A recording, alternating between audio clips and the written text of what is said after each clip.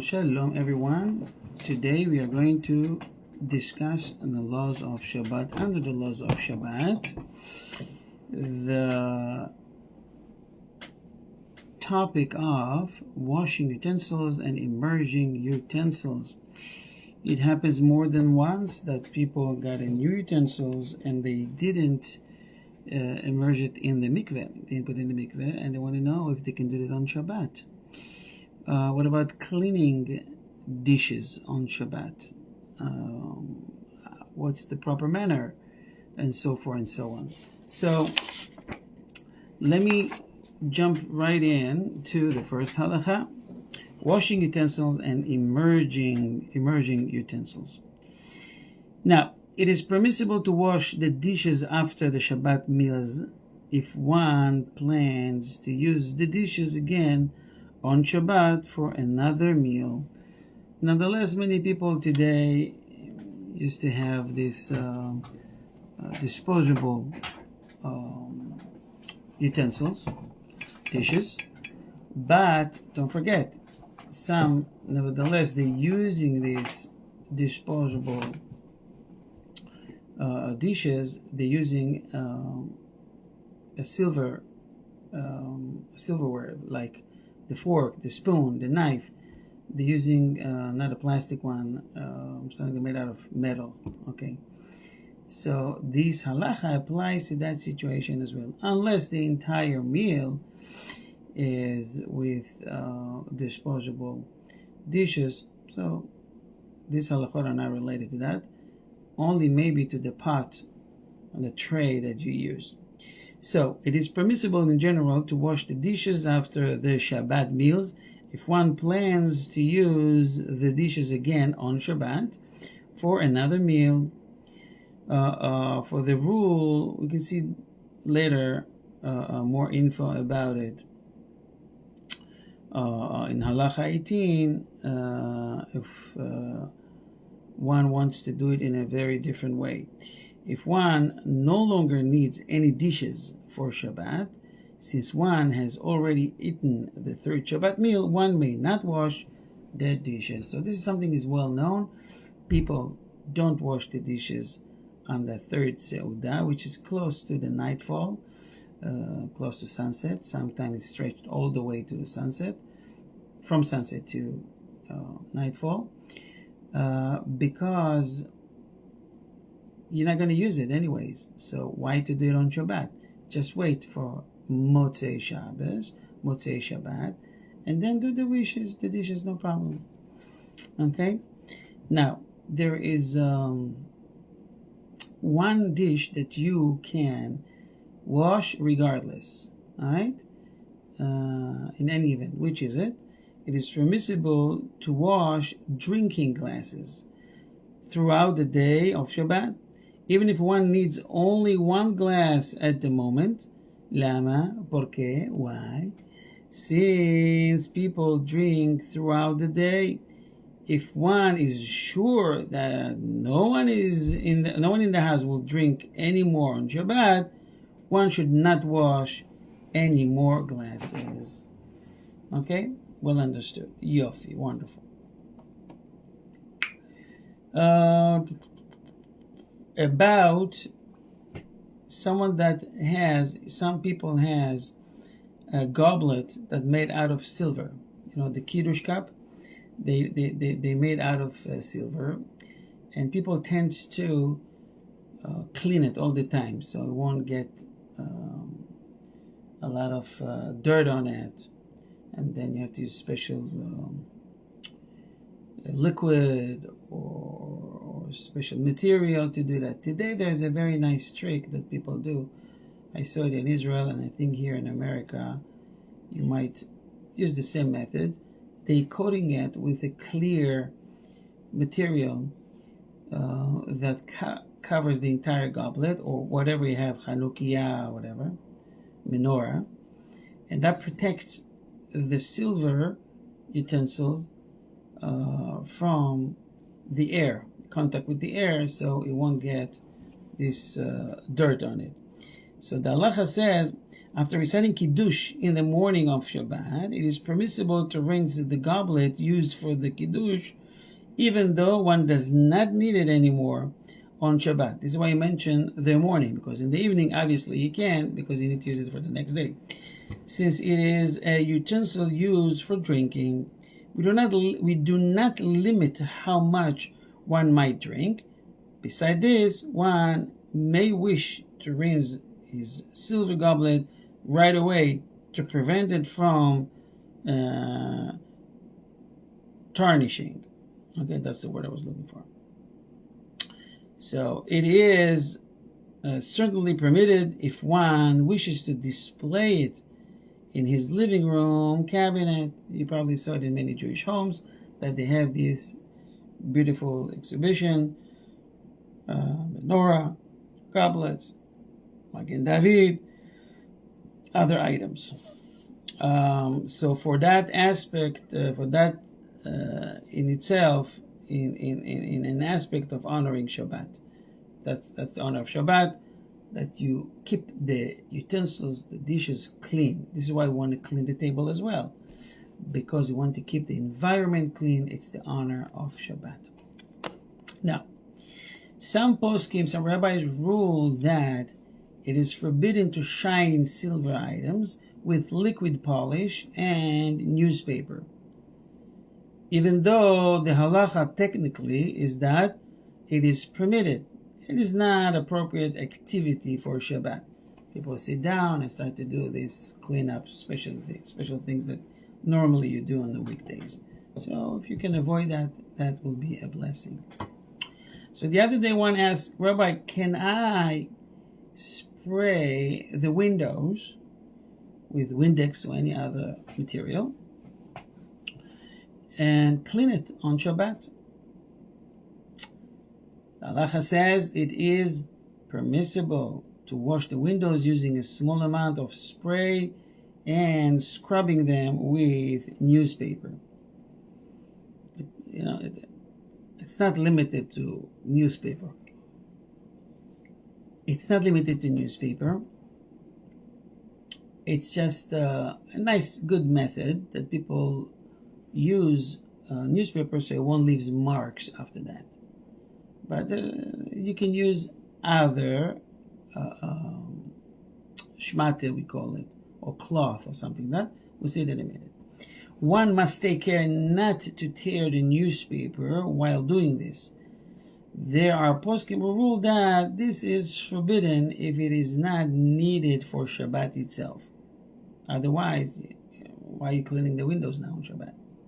Technically, however, it is not forbidden unless it is obvious that it is being done for the sake of the weekday activity. For many reasons. One started to do the whole windows at home, and there's a event going on the next day or on Saturday night. Bottom line, if it's not for the sake of Shabbat itself, it's better to avoid that. Okay, Shabbat, don't forget, it's time to rest, it's time to learn, to eat good, drink, sing for Shabbat. Alright? Alright, wonderful. Now, let me just check the... So, we've learned that it is permitted to use this on Shabbat. I'm sorry about the confusion. Okay, someone made a comment. Okay. Next. Someone asked, I have glasses. They get dirty on Shabbat. Can I clean them on Shabbat? The answer is absolutely yes. Let me read it to you. But with some restriction. It is permissible to one may clean eyeglasses with water on Shabbat. It will be an act of piety to refrain from scrubbing them hard, but to only wipe them clean. Okay. Now there is an issue. What's the issue? The issue is there's a bunch of dishes in the sink. Yes, I'm not going to use them on Shabbat, but the problem is the smell, the flies coming. It's not for the honor of Shabbat. The sink is full of it. Can I wash these dishes? Nevertheless, I'm not going to use them on Shabbat. The Halacha says, if there is a large number of dirty dishes, and it's likely that they will cast an odor in one's house, or if they fill up the kitchen and made it difficult to function there, okay, it is permissible to wash them on Shabbat. In these instances, washing the dishes is not an act of preparing on Shabbat for the weekdays, since one needs these dishes, needs to clean them during Shabbat itself, because of all the above, what we mentioned. Okay, we're trying to keep this, okay. I'm not sure. Oh, okay, someone wants to join. Okay.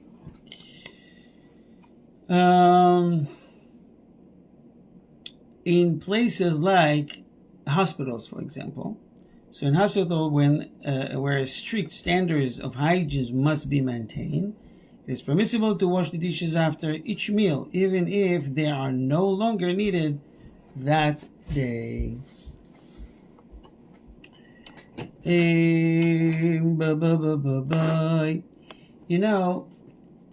Question that I get many times, about using hot water or warm water in order to wash the dishes. What will be the issue? What's the problem? The problem is very simple. We have a tank, some sort of a container outside of the house. It's the water tank. It's the water heater.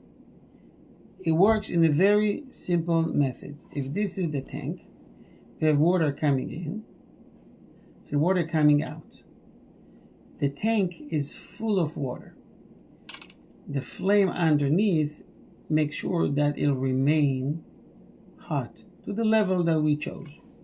Now, imagine to yourself what happened on Shabbat. But before you imagine yourself, what's the technique? How the technique works? This is full. When it's full, there's a valve that blocks the water from coming in. There's no more water. When you open the faucet at home, water coming here to the house, from the bottom to the house, and new water coming inside. The thing is, it's all good. It's wonderful. The problem is, this water here are very hot. What will happen to the new water that comes in? They are cold. They will be boiled in the hot water that we have here.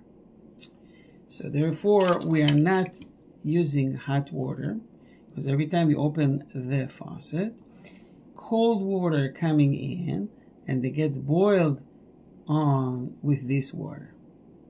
Okay? Now, Chacham Ovadia pasken that any water tanker that gets the heat from the sun, like they have these solar panels, so it will be permitted to be used as long as it's not too hot, around 45 to 47 degrees. Because the Torah decreed on something that made out of fire, not against something that comes from the sun. But that's for another discussion.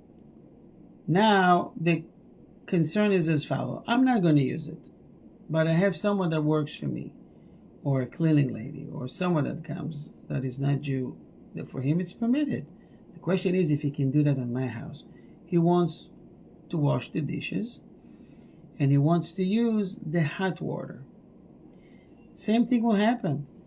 Hot water comes out, cold water comes in, mixed with the hot. It's going to be boiling / cooking on Shabbat.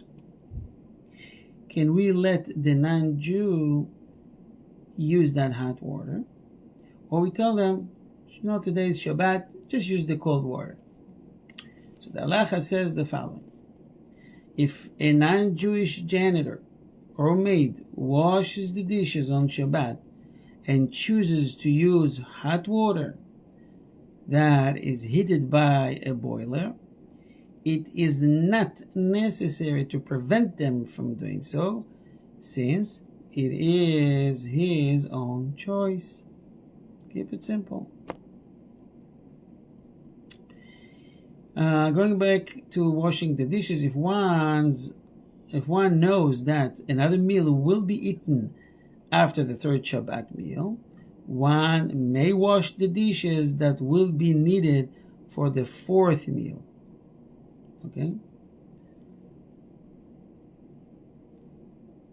Next.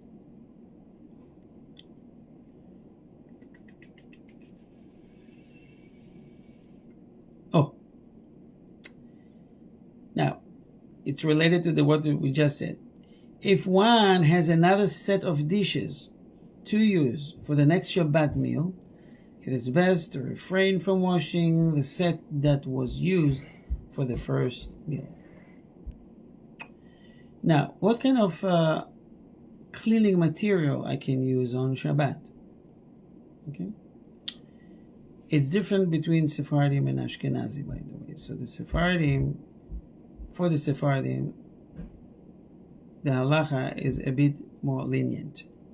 The halacha says that it is permissible to use dishwashing liquid on Shabbat or to mix powdered soap with water for this purpose. This does not pose a halachic problem of performing an act of the melacha of lisha, kneading, nor making bubbles an act of molid, like creating something new. Okay, remember again, the intention is for the cleanup, not to make bubbles, not to make hard soap out of it or liquidish soap. Our intention is only to clean up.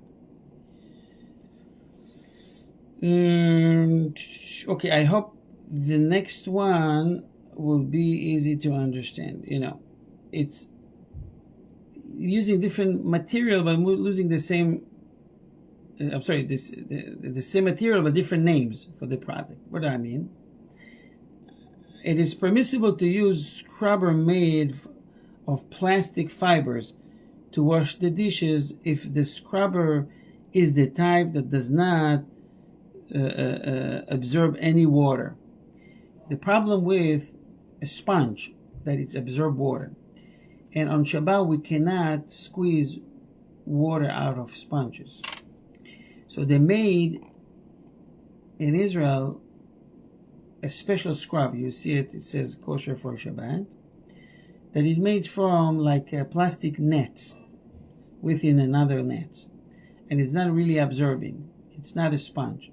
It's in the they made it in the permitted way. Let's put it that way. Okay, I remember years before, many times we used, if you didn't have this special sponge, we used to use a plastic bag, just a regular plastic bag, from the grocery store, like Walmart ones. You squeeze it all together to a small. We put the liquid on it, and we do a pretty good job. It's not the best method, obviously, but it works. So it said that it's permissible to use a scrubber made of plastic fibers to wash dishes if the scrubber is the type that does not absorb any water, although it holds the soapy water between its fibers. It is forbidden to use a sponge, just a regular one we have at home for the mundane days. However, since by using it, one will certainly squeeze water from it, it is likewise forbidden to use a Scotch-Brite scrubber, the pad one, right? Scotch-Brite scrubber pad, since it does absorb water, and using it involves squeezing the water from it. Okay. What about using gloves? while we cleaning. So the halacha says if one wishes to wear rubber gloves while washing the dishes to protect their hands, they may do so. They may also scrub the dishes while wearing them, although at the same time scrubbing the gloves clean. This is because it is permitted according to the Torah to launder rubber. That's what's the concern. Because we can't do laundry on Shabbat. If we use some sort of, let's say, imagine yourself using dirty gloves while touching the soap, putting it on the water. Yes, I'm cleaning the dishes, but at the same time, I'm kind of like laundering my gloves. And although it is forbidden by our sages, the intention is now only to wash the dishes, not the gloves. Therefore, it is a case of psik reshe de lo nichale b'derabbanan. What is permitted. Bottom line, my intention is the dishes, not what is happening with the gloves. If it happens anyways, it's not my concern. Okay, it's not what I want to do. Now, there's a question we get very often. If on Shabbat I can wash just a little bit the dishes and place them in the dishwasher, okay? In order not to have a mess in the kitchen, in order to clear the sink. My intention is to turn on the dishwasher after Shabbat. Anyways, the question is if I can do that on Shabbat. The answer is the following. Listen to this. After the Shabbat meal, it is permissible to hide the dirty dishes by inserting them into an electric dishwasher that is not running. Okay, if one has such a practice on the weekdays as well, it's something one do all week long. Otherwise, it appears as if he's merely trying to prepare for washing them after Shabbat is over. And you can't do preparation from Shabbat to the mundane day. It's not appropriate. And it is an act of preparing on Shabbat for the weekdays. Because this is not something you do every day. Oh, you do it on Shabbat. Why are you doing it on Shabbat? Because you want to wash it on after Shabbat. But if something you do every day anyways, you may do that on Shabbat. Even when it is permitted, one must place the dishes in haphazard fashion in the machine and not to arrange them as one would to have them washed by the machine. Just put them there. After Shabbat, you can fix it. Okay. After the third Shabbat meal, one may place the dishes in the sink if it is disturbing to leave them on the table, or if one needs the space. If leaving the dishes on the table would not disturb anyone, it is forbidden to remove them, since that would be an act of preparing on Shabbat for the weekdays. Okay, so the idea here is if it's bothersome to you, if it's bothering you, if you have concerns from dirt, fly, you got to leave the house. You don't want to come back and find roaches there. It's all good. Just shove them, push them into the dishwasher, close it, and deal with that after Shabbat. Okay?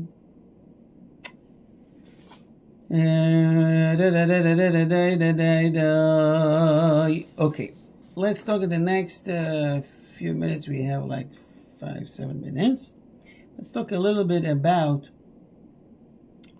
dishes or kitchen utensils. The one bought from a non-Jew and he didn't dip them in the mikveh. There is a special spot close to many mikvehs outside. usually, and they call it dishes mikveh, utensils mikveh. It's a small pool with a lid, and you take dishes that were bought not by an Israeli or Jews manufacturer, in order to be able to use it. We're talking about dishes that you use for food or use for food preparation. You have to dip them in the mikveh, and it's called tevilat kelim. Tevilat kelim, dipping the dishes.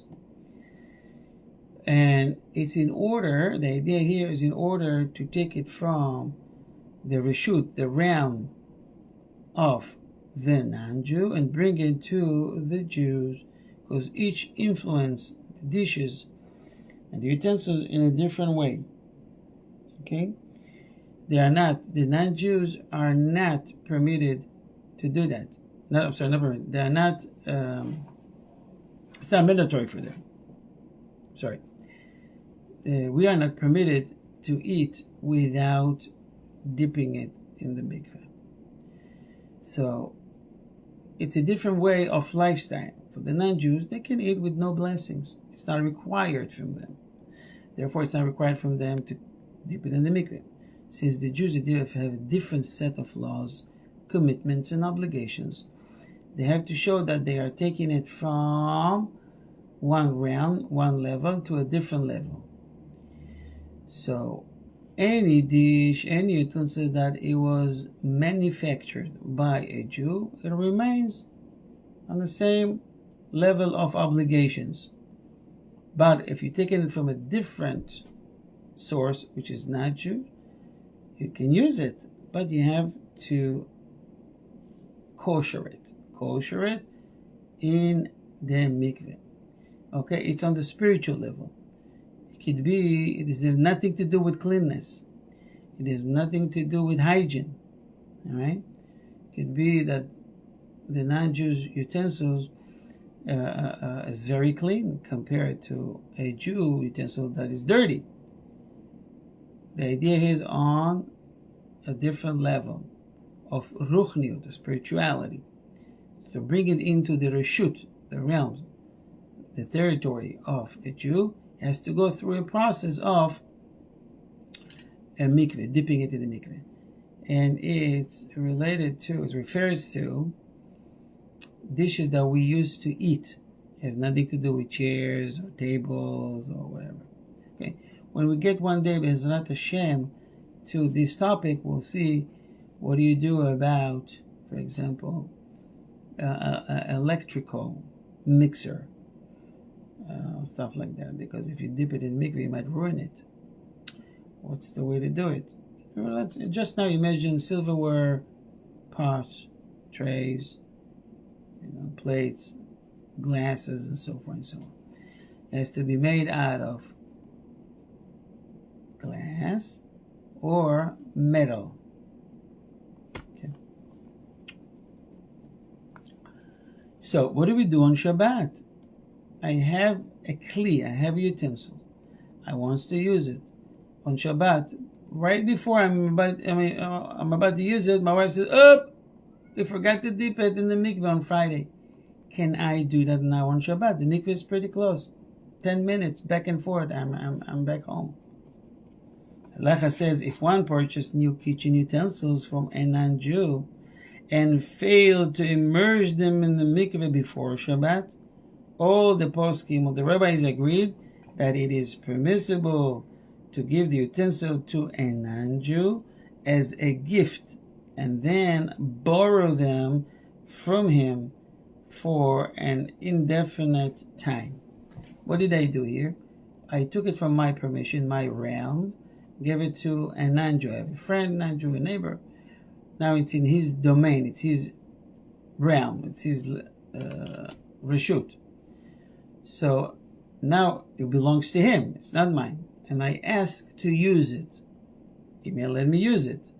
Okay? This does not infringe on the prohibition against. Okay? This does not infringe on the prohibition against giving gifts on Shabbat. since this is being done for the sake of Shabbat itself. Okay? Now, if it is not possible to use this solution, Sephardic Jews may immerse the new utensils in the mikveh, whether they are made of glass or metal. Before immersing them, one must recite the blessing of Al Tvilat Kelim. So you have the nusach, you have the blessing usually on the wall, and you say it for one kli. Individual says Al Asher Kedeshanu Mitzvotav Tzivanu Al Tvilat Keli, or if it's plural, more than one, Al Tvilat Kelim. Kelim.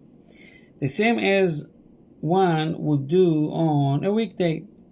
Ashkenazic Jews may not immerse new kitchen utensils in a mikveh on Shabbat if the utensil involved is one that could be used to draw water. However, an Ashkenazic Jew could use it to draw water from the mikveh and at the same time immerse the utensil. In this manner, one hides the fact that one is immersing it. He should recite the blessing over the mitzvah of immersing it, but only silently. Bottom line, for the Sephardim, as I mentioned before, it's easier. Just go ahead, dip it in the mikveh. Before you're dipping, say the blessing, come out home. On a regular day, please make sure that you're taking off the sticker. Sometimes there's the pricing sticker stick to it. You have to make sure that the water touched everywhere. When the sticker is still there, you have to remove it, or otherwise you have to go again and dip it in the mikveh. Okay, so this is up to here. If you have any questions, you may text it on the comment here, or send the questions to the group. I want to wish each and every one of you guys to have a wonderful week. God bless you with the great parnasah. And the more you do mitzvot, the closer you get to the Almighty. Thank you for participating in this class. Shabbat Shalom.